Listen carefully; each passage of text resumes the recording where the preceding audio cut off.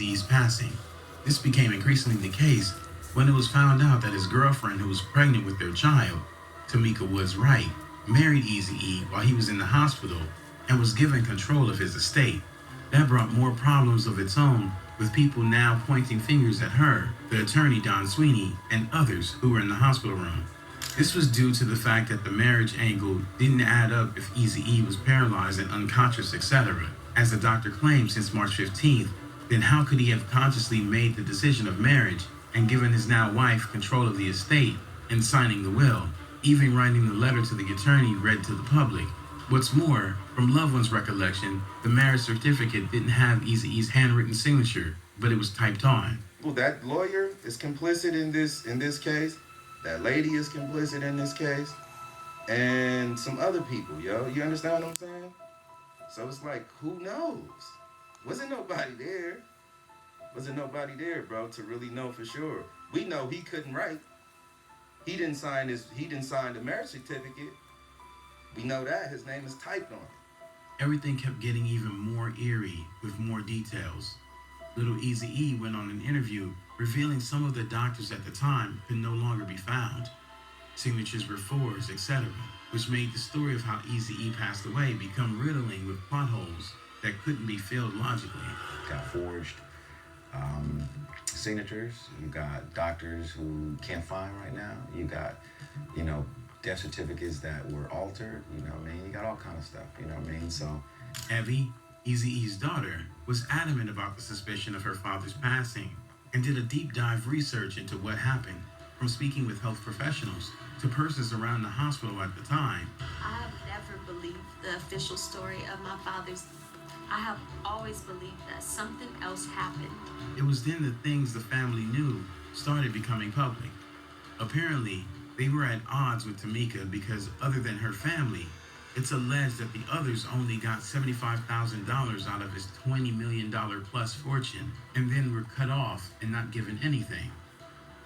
All his kids, aside from Tamika's child, who they had together, don't financially benefit at all. They don't at all. Estate.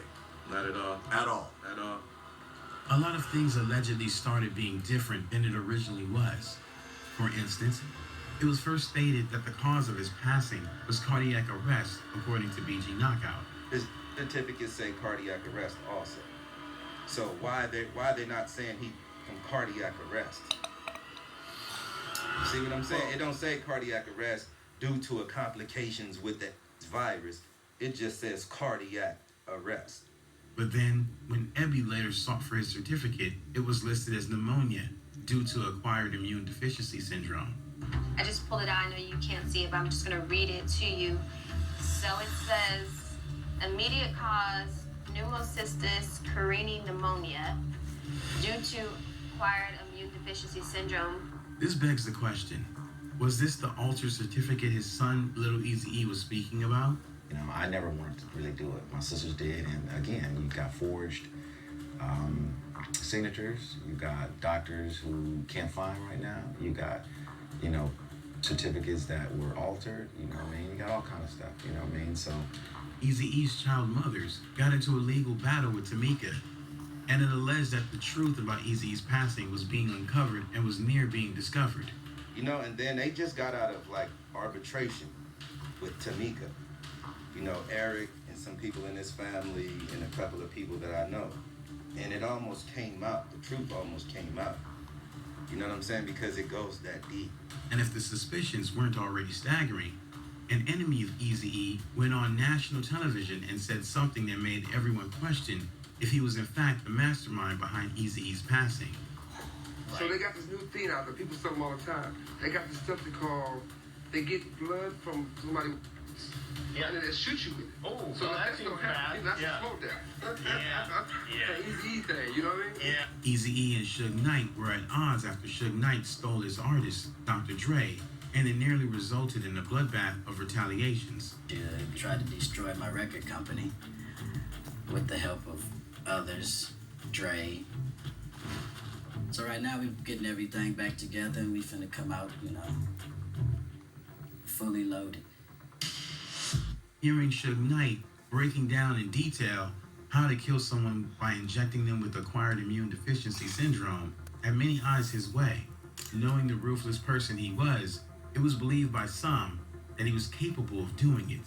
BG Knockout would release the song In My Prime, where he also stands on that side of the fence, believing that Eazy E was assassinated. Frost would later also reveal that he believed the tainted blood was transferred, stating the deed had to be done when Eazy E went to the acupuncture and subliminally mentioned Suge's name, calling him evil. Is that someone, I won't say the name, but people know the name. I don't want to say that name because it's his name. But, you know, another person in rap, if you know your history of rap, calls him a. So, if you know your history of rap, the West Coast rap, you'll know who I'm saying. But I was told, even in the last conversation from Eazy, not to even talk to that man. And not only that, but I think that they really had a stronghold of giving him tainted needles with the virus in them through acupuncture, because Ebby would take this claim to a medical professional, asking the question if the virus can be transmitted to someone in this manner. An answer left the room silent.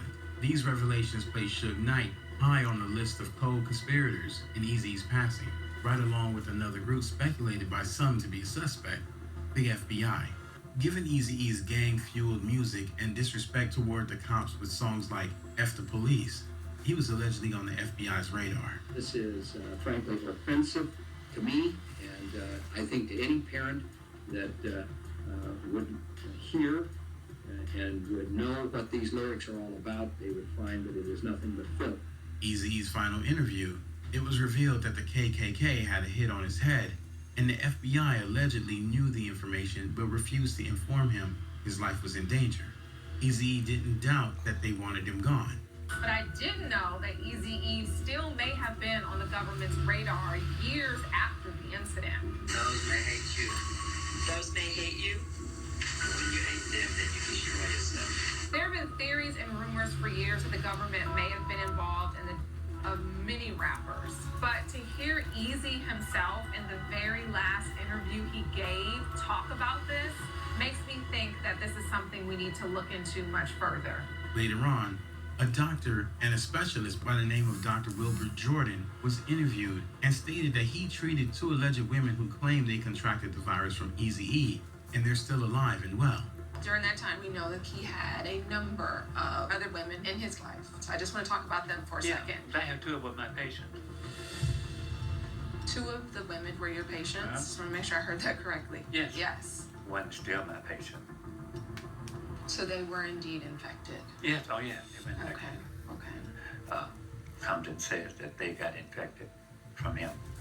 It appears that the more the truth is sought after, the more the original story about his rapid decline of health, to be diagnosed with acquired immune deficiency syndrome, and his passing becoming more doubted, and if in fact his passing was foul play, that's what those responsible was banking on. Eazy had built something monumental, not to mention led one of the most pioneering groups in hip-hop history, NWA. The sad part is that even though the group fell out, months before he passed, they were reconnecting and reasoning out their grievances to reunite, but never got the chance. Rest in peace, the godfather of gangster rap, Eazy E.